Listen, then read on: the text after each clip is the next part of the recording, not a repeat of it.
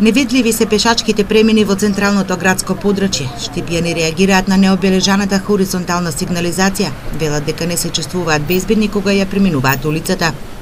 Не се одбележени убаво пешачките премини. Мислам дека одат колите се поизбришани, воопшто нема знаков, не се гледа, само страната. Треба ли тоа да се направи? Треба нормално да се направи. За поголема безбедност? Да, на пешаците.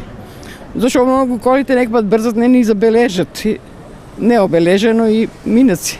Па треба да се одбележат нормално, дека треба секогаш да биде јасно каде треба ние да поминуваме на мислам да него безбедноста на сообраќајот да не ја ставаме во прашање. Значи мора да имаме ние каде треба да поминуваме, а нормално дека треба да има зебра или како го викат тоа или пешачки премин.